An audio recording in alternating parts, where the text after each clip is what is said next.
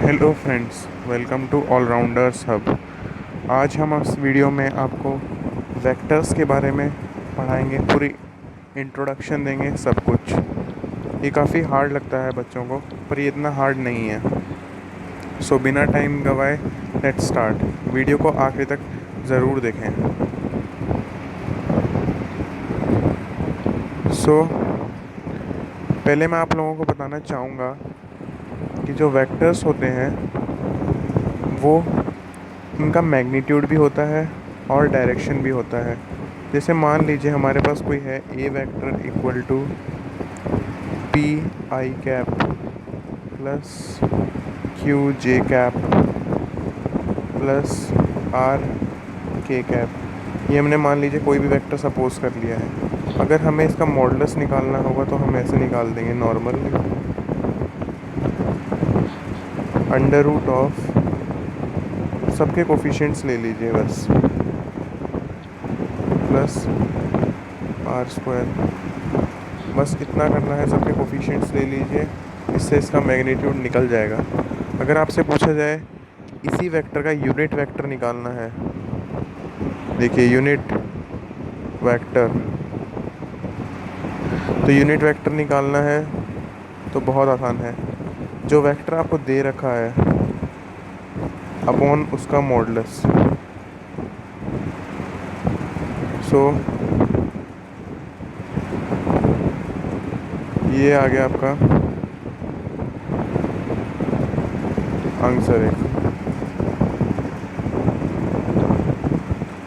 ठीक है, तो आप समझ गए कि ऐसे हमें निकालना है। ये यहाँ से आपको वेक्टर ये पूरा दे रखा था पहले से, ये पूरा वेक्टर दे रखा था और ये इसका मॉडुलस हमने यहाँ से निकाल लिया है। तो ऐसे हम वेक्टर और उसका मॉडुलस निकाल सकते हैं। नेक्स्ट मैं आपको बताता हूँ वेक्टर्स के अंदर और क्या क्या होता है। वेक्टर्स के अंदर अभी अगला आता है ट्रायंगल लॉ।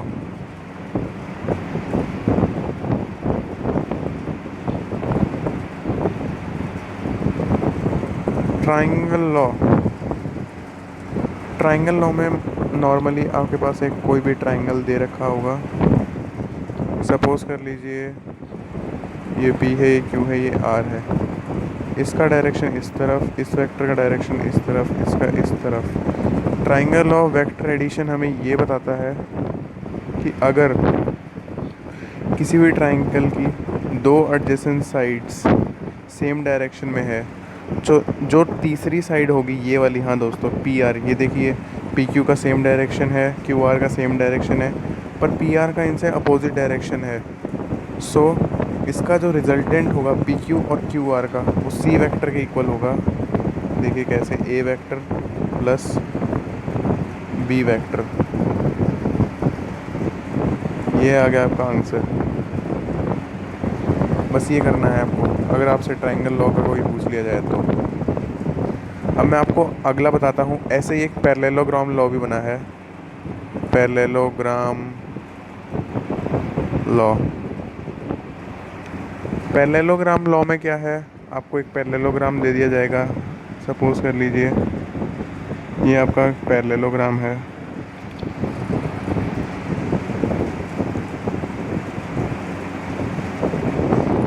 ये इसकी कोई डायगोनल ले लीजिए।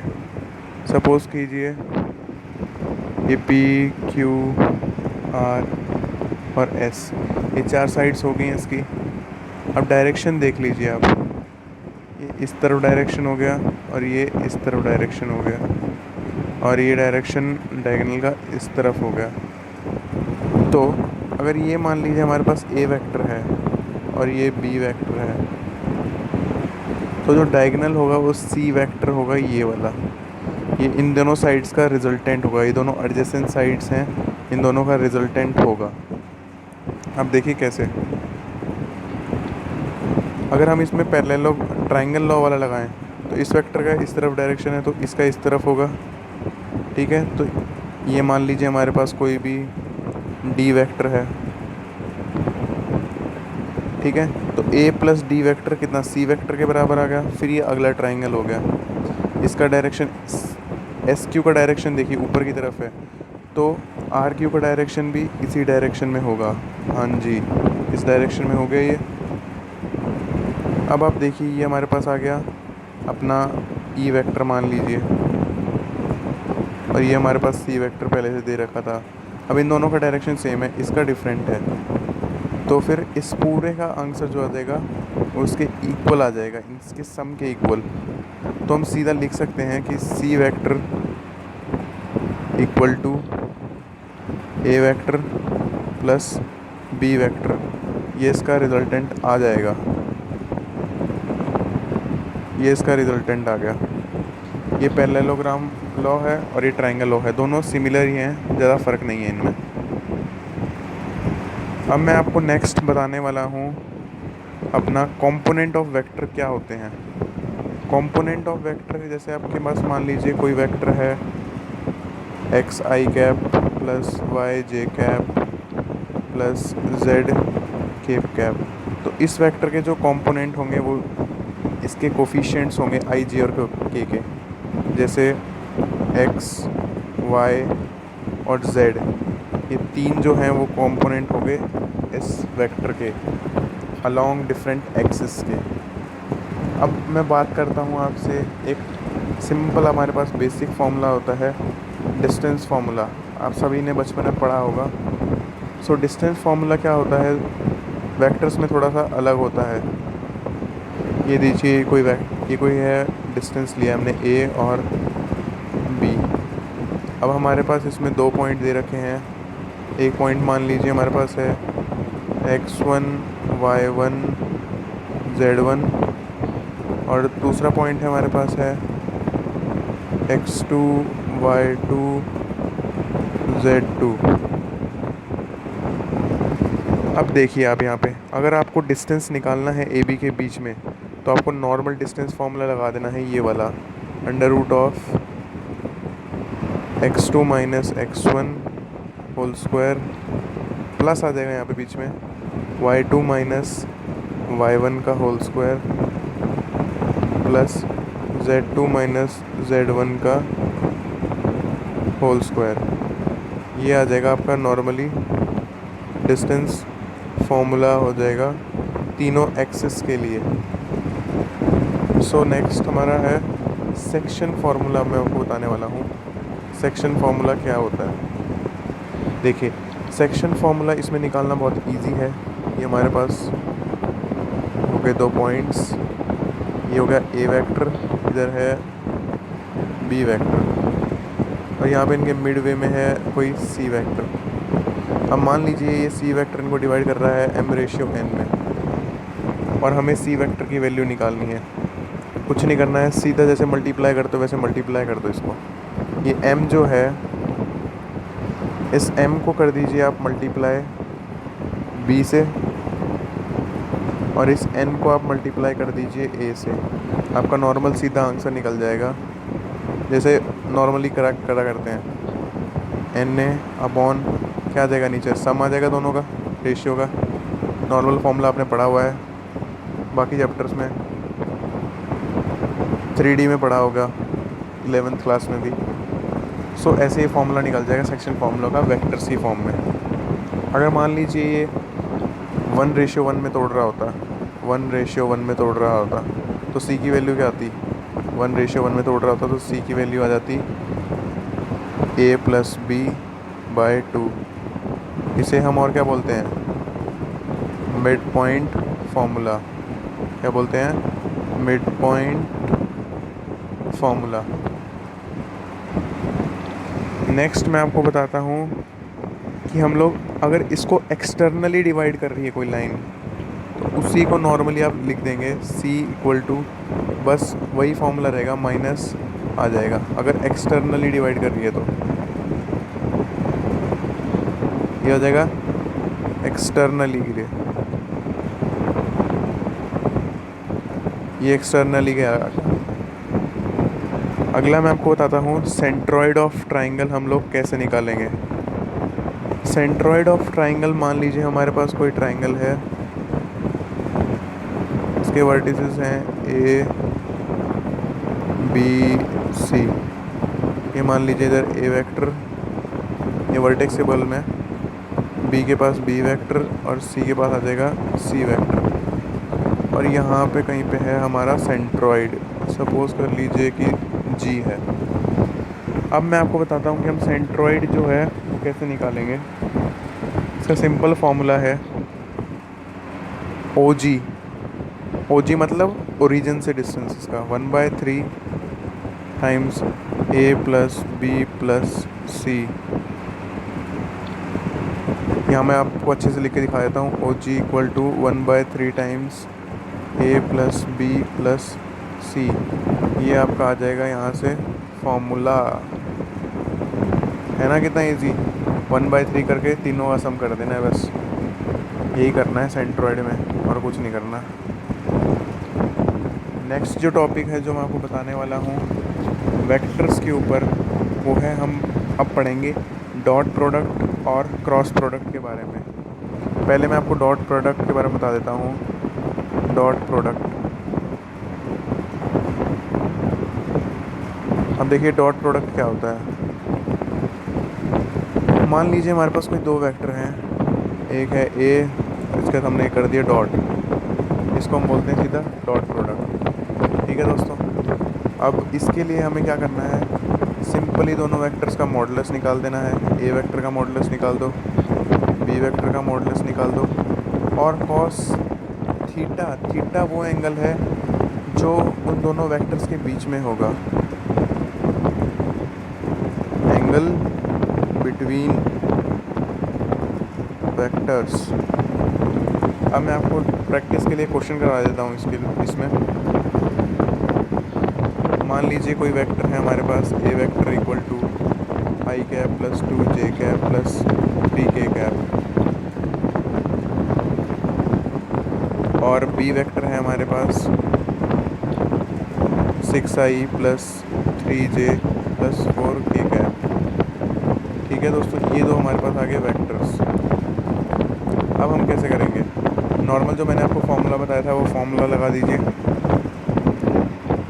ठीक है, अब पर हम लोग इधर से निकाल लेंगे, हम लोग ए मॉडुलस निकाल लेंगे। इसका अंडर रूट कर दो, स्क्वायर और अंडर रूट। बी वेक्टर यहाँ से हम निकाल लेंगे, इसका स्क्वायर और अंडर रूट कर लीजिए। ठीक है, अब बात आती है थीटा की, कैसे निकालेंगे, कॉस थीटा कैसे निकालेंगे। अब कॉस थीटा उसी फॉर्मूला से निकालेंगे। इसका डॉट प्रोडक्ट नॉर्मल क्या होगा, अगर बिना हम इसे करें तो देखिए, आई को आई वाले के साथ मल्टीप्लाई कर दीजिए, 6 आ जाएगा, आई हट जाएगा पर, और इसको जे को जे वाले के साथ कर दीजिए, फिर 6 आ गया, प्लस के को के वाले के साथ कर दीजिए, फिर 12 आ गया। जो आपका ओवरऑल आंसर आएगा इसका, वो आपका आ रहा है 24। ये आपका डॉट प्रोडक्ट आ गया। अब यहाँ से आप इसका थीटा निकाल सकते हैं, कैसे, अब ये देखिए उसी फॉर्मूला से cos theta equal to A dot B upon modulus of A modulus of B. Modulus of A यहाँ से हमने निकाल लिया, मॉडुलस ऑफ बी यहाँ से निकाल लिया, ए डॉट बी निकाल लिया, वैल्यू पुट कीजिए, कॉस थीटा भी आ जाएगा। ऐसे टाइप के क्वेश्चंस आते हैं, बहुत इजी होते हैं। अब मैं आपको बताता हूँ एक बहुत ही ज़्यादा अच्छा क्वेश्चन जो हर बार आ सकता है। देखिएगा यहाँ पे ध्यान से, मान लीजिए आपको दे रखा है आई डॉट आई क्या होगा पूछ लिया जाए, या फिर जे डॉट जे पूछ लिया जाए, या फिर के डॉट के पूछ लिया जाए, तो क्या होगा दोस्तों, ये 1 ही होता है, इतना याद रखिएगा। और अगर आपसे पूछ लिया जाए I dot J equal to J dot K equal to K dot I, जब डॉट में ये आपस में कभी भी मल्टीप्लाई हो दूसरे से अपोजिट से, ये आपस में परपेंडिकुलर होते हैं, इसलिए आ जाएगा 0। ठीक है, बस इतना ही करना है। अगर आपके पास कोई कंडीशन हो कि ए वेक्टर जो है वो पैरेलल है बी वेक्टर के, तो जो ए वेक्टर होगा वो m टाइम्स बी वेक्टर के होगा। m कोई भी स्केलर ले लो, कोई भी स्केलर वैल्यू है। ठीक है दोस्तों, अब मैं आपको बताऊंगा जो हमारा अगला टॉपिक है क्रॉस प्रोडक्ट।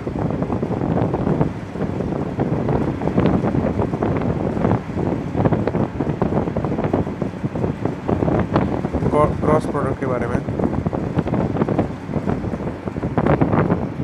क्रॉस प्रोडक्ट में बेसिकली ऐसे कुछ फॉर्मूला होता है, A cross B equal to A modulus B modulus sine theta.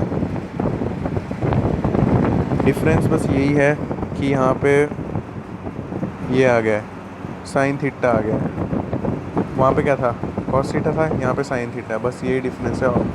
और एक डिफरेंस और है फॉर्मूला में, यहाँ पे ए क्रॉस बी आ रहा है, ठीक है, और वहाँ पे था ए डॉट बी।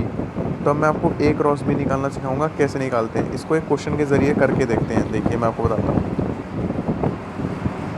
मान लीजिए हमारे पास दो वेक्टर ले लीजिए, वही ए वेक्टर इक्वल टू वही ले लीजिए, वही क्वेश्चन ले लेते हैं, आई कैप प्लस 2 जे कैप प्लस 3 के कैप, ठीक है, और बी वेक्टर ले लो 6i plus 3j plus 4k cap. अब इसको सीधा हम लोग डिटर्मिनेंट वाला आपने कुछ पढ़ा था, डिटर्मिनेंट्स पढ़े थे, उसके मदद से हम सॉल्व कर देते हैं क्रॉस प्रोडक्ट को। ऊपर लिख लीजिए आई जे के। अब देखिएगा यहाँ पे पहले ए लिखा हुआ है, तो ए की वैल्यूज़ को कोफिशिएंट्स को लिख दीजिए 1 2 3, और फिर बी के कोफिशिएंट को लिख दीजिए 6 3 4। साइंस के साथ लिखिएगा, अगर यहाँ पे नेगेटिव है तो नेगेटिव लेना ही पड़ेगा आपको। अब आपको इसको नॉर्मल मल्टीप्लाई कर देना है। मैं आपको बताता हूँ मल्टीप्लाई कैसे करते हैं।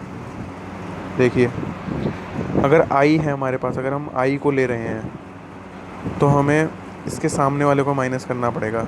जैसे मैं आपको करके बताता हूँ ये कैसे आ जाएगा। आई भी पर उसके मल्टीप्लाई में आई के साथ आ जाएगा ये 2 × 4 8। अब यहाँ पे आ जाएगा माइनस 3 3 जा 9, ठीक है दोस्तों। अब आ जाएगा माइनस जे कैप। जे को हम हमेशा माइनस में लेते हैं, पर यहाँ पे दे नहीं रखा, पर हम हमेशा लेते हैं। अब जे के कॉरस्पॉन्डिंग जो लाइन है वो छोड़ दीजिए, तो ये कितना आ जाएगा, इन दोनों को छोड़ देंगे आप। 1 × 4 4 माइनस 6 3 जा 18 प्लस के कैप। बस जे ही नेगेटिव लेना, बाकी तो आप पॉजिटिव लीजिए, कोई दिक्कत नहीं है। 3 1 जा 3, माइनस लेना है पर जब दूसरी वैल्यू लेंगे। 6 2 जा 12। कैलकुलेशन मिस्टेक्स बिल्कुल मत कीजिएगा, इसका आंसर नॉर्मली सॉल्व करके आ जाएगा माइनस आई प्लस 14 जे कैप माइनस 9 के कैप। बस ये इसका आंसर आ जाएगा। ऐसे हम क्रॉस प्रोडक्ट्स निकालते हैं। अब मैं आपको बताने वाला हूँ बहुत ज़्यादा इम्पॉर्टेंट चीज़, जिससे आप सारे जो एरिया निकालने वाले क्वेश्चंस आते हैं वो कर सकते हैं। ये कुछ फॉर्मूलाज हैं, इस पे ध्यान दीजिएगा। एरिया ऑफ पैरेललोग्राम का अगर एरिया निकालना है, अगर आपको एडजेसेंट साइड्स दे रखी हैं, साइड्स एडजेसेंट वो भी, तो आप कैसे निकालेंगे, modulus of A cross B. Next है अगर आपको निकालना है एरिया ऑफ पैरेललोग्राम, और आपको क्या दे रखे हैं, डायगोनल्स, तो आप कैसे निकालेंगे, हाफ d1 मतलब दोस्तों डायगोनल नंबर 1, और d2 मतलब डायगोनल नंबर 2। ये आपको मॉडुलस करना पड़ेगा, मतलब क्रॉस प्रोडक्ट है, उसके बाद जो एक वेक्टर निकलेगा उसका आपको मॉडुलस निकालना पड़ेगा। अब मैं आपको बताता हूँ अगला फॉर्मूला, एरिया ऑफ ट्राइंगल निकालने का। जब 2 एडजेसेंट साइड्स दे रखी होती हैं तो कैसे निकालेंगे हम, सेम वही हाफ ए क्रॉस बी। इन फार्मूलों को याद रखिएगा, ये आपके लिए बहुत काम के हैं। ये फार्मूले बहुत ज़्यादा पूछे आते हैं, कॉम्पिटिटिव एग्ज़ाम्स में बहुत ज़्यादा पूछे आते हैं, तो इनको याद रखिएगा, बहुत ज़्यादा इंपॉर्टेंट फार्मूलाज हैं।